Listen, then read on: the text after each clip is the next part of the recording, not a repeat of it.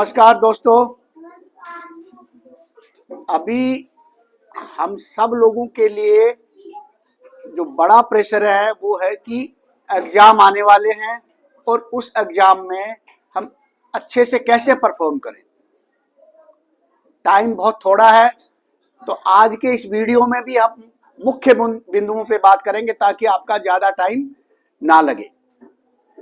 तो एक गुरु मंत्र सभी लोग जो बताते हैं वो बोलते हैं भाई PPP, that is practice practice practice. मैं इसको थोड़ा सा अपने अनुभव के हिसाब से मॉडिफाई कर रहा हूं कि इस 3 का जो विशेष बिंदु है वो है first P is for perceive. Perceive का मतलब पहले इनपुट लो, आप उस इनपुट को आप लेना है। कैसे लेंगे? या तो आप किताब पढ़ेंगे, बहुत सारे सोर्सेस से, अपने टीचर से पढ़ेंगे, ट्यूशन सेंटर से पढ़ेंगे। तो ये हो गया फर्स्ट P इज परसीविंग और टेकिंग द इनपुट। अब इस इनपुट के ऊपर जब तक आप काम नहीं करेंगे तो काम करने का तरीका क्या होगा कि बहुत सारे एग्जाम्पल्स हैं, न्यूमेरिकल्स हैं, इनको जब तक सॉल्व नहीं करेंगे, बहुत सारे डायग्राम्स हैं, इनको आप बार बार नहीं बनाएंगे, तब तक उस सब्जेक्ट की क्लैरिटी आपको नहीं आएगी। और एग्जामिनेशन के टाइम हमारे को टाइम स्लॉट बहुत थोड़ा मिलता है, तो वहां पे आपकी अच्छी तैयारी होगी तो ये सारी की सारी चीजें आप बहुत अच्छे तरीके से रिप्रोड्यूस कर दोगे। ठीक है कि नहीं? और इसी तरह से यदि कोई आपका एग्जाम्पल दे रहे हैं, कोई डायग्राम दे रहे हैं, तो उसके अंदर डायग्राम की खास करके लेबलिंग बहुत होनी जरूरी है। खास करके मान लो आपका कोई लाइट के ऊपर एग्जाम्पल आया तो आपको कॉनकेव लेंस के बारे में बताना है, कॉन्वेक्स लेंस के बारे में बताना है, कॉनकेव मिरर के बारे में बताना है, तो प्रॉपर ढंग से उसकी रेज का डायरेक्शन और जो बाकी के मुख्य पॉइंट्स हैं उनके ऊपर लेबलिंग होना बहुत जरूरी है। एग्जाम्पल्स देते हो तो रिलेवेंट एग्जाम्पल का होना बहुत जरूरी है। इसी तरह से की डेफिनेशंस हैं वो आपको याद होनी चाहिए। तो समझ होना एक एस्पेक्ट है, बट उस डेफिनेशन को अच्छी तरह से आपको बार बार लिख लिख के, और लिख लिख के जो तैयारी होती है ना उसका कोई मैच नहीं होता है। जब हाथ से लिखते हो तो इसको बोलते हैं मसल मेमोरी। क्या बोलते हैं इसको? Muscle memory. और ये मेमोरी एक बार आप करते हो, जैसे स्विमिंग के ऊपर आप कितना भी किताबें देख लो, कितने वीडियो देख लो, लेकिन जब स्विमिंग पूल में जब जाके आप एक्सरसाइज करते हो, प्रैक्टिस करते हो, तो आप कभी नहीं भूलते। साइकिलिंग का भी ऐसा ही है। तो प्रैक्टिस का बहुत जरूरी है। उसके बाद जो तीसरा P वो क्या कहेगा आपका कि आप इसको प्रोपेगेट करो। प्रोपेगेट का मतलब क्या हुआ? उसको दूसरों में बांटो। यदि आपने कुछ चीज सीखी है और वो आप अपने फ्रेंड्स को और इनको बताते हैं तो आप उनका भला से ज्यादा अपना भला कर रहे हैं, क्योंकि आप जब बताओगे तो वो कंसेप्ट आपको क्लियर हो जाएंगे। तो इस 3 का मतलब क्या हो गया? Pursue, practice and propagate. ये बहुत ही इंपॉर्टेंट एस्पेक्ट है। इसके अलावा आपने देखा होगा कि एक सीक्वेंस का होना बहुत जरूरी है। तो एग्जामिनेशन पीरियड के अंदर आपको एक छोटा सा टाइम टेबल बना लेना है कि कौन सा सब्जेक्ट किस टाइम पढ़ना। होता क्या है कि कोई जो सब्जेक्ट अच्छा लगता है उसको तो हम ज्यादा पढ़ लेते हैं, और जो कठिन सब्जेक्ट होता है उसके ऊपर हम ध्यान ही नहीं देते, और विद द रिजल्ट होगा क्या कि कुछ पेपर में आप या तो बैक आ जाएगा या बहुत कम नंबर आएंगे। इसलिए टाइम टेबल बना लोगे तो हर सब्जेक्ट को सही टाइम मिलेगा और आपके ऊपर भी प्रेशर रहेगा कि यार टाइम के हिसाब से। और एग्जामिनेशन पीरियड के अंदर सबसे बड़ी चीज है कि आलस त्यागना पड़ेगा। बिना दिए कोई फल मिलता नहीं, तो कर्म करना बहुत जरूरी है और प्रैक्टिस का होना बहुत जरूरी है। ठीक है कि नहीं? और विशेष तौर पे जब आप लिखने के ऊपर आते हो तो आपकी हैंडराइटिंग बड़ी अच्छी होनी चाहिए। यदि हैंडराइटिंग अच्छी होगी तो आपके नंबर भी आएंगे। मैं अपने बारे में छोटा सा एग्जांपल देता हूँ। बहुत पुरानी बात है, हम लोगों का बोर्ड का एग्जाम था 10वीं का।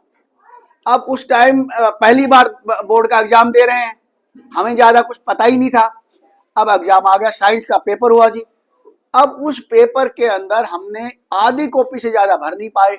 बड़ा टेंशन हुआ कि यार बाकी के लोग तो एक एक पेज भर के आ रहे हैं, एक एक कॉपी भर के आ रहे हैं, और हमसे तो आधी कॉपी नहीं भरी गई।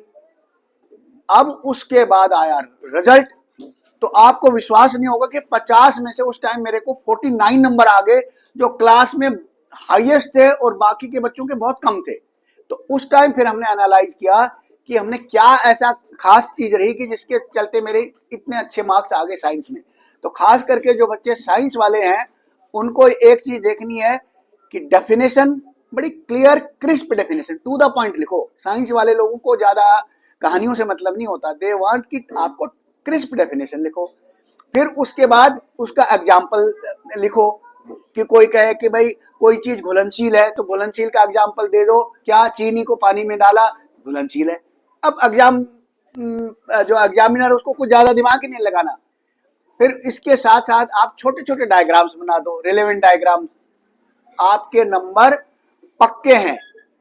तो इसी के साथ मैं ज्यादा आप लोगों का टाइम नहीं लूंगा कि ये छोटे छोटे हैं 3 पॉइंट जो मैंने बताए आपको, PPP। तो एक तो प्रैक्टिस हो गया और एक हो गया आपका उसी का दूसरा पार्ट है कि पहले अपने दिमाग को खुला रख के ग्रहण करो ज्ञान को, और फिर उसके बाद उसकी प्रैक्टिस करो, और फिर उसको आप लोगों को बताओ।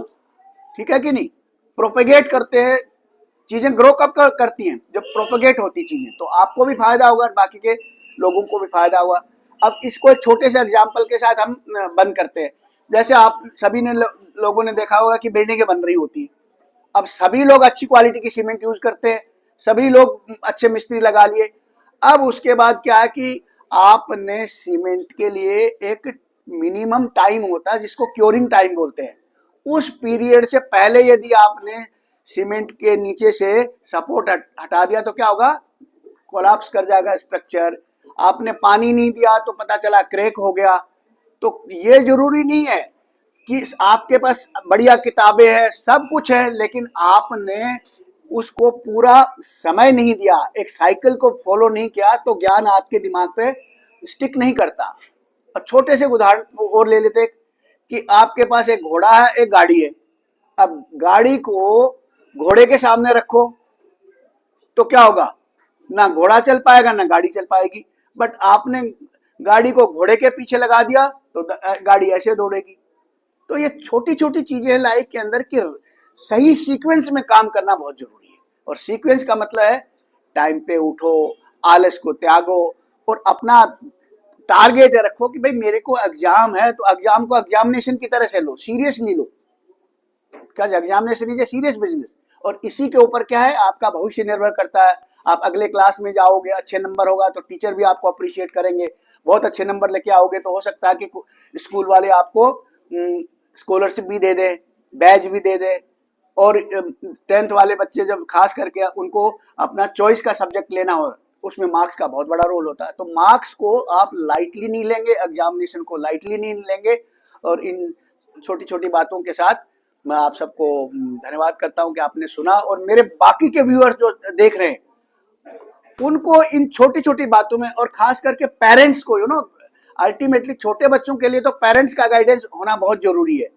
और बड़े बच्चों को तो खुद ये देखना चाहिए। और एग्जामिनेशन चाहे वो बोर्ड की हो, चाहे यूपीएससी की हो, कोई भी हो, उसके प्रिंसिपल सेम रहते हैं कि ये हमेशा कंटिन्यूस एनर्जी और एफर्ट चाहिए होता है, और in a very very focused manner.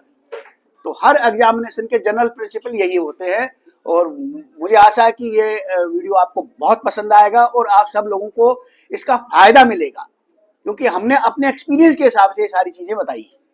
तो धन्यवाद, थैंक यू वेरी मच।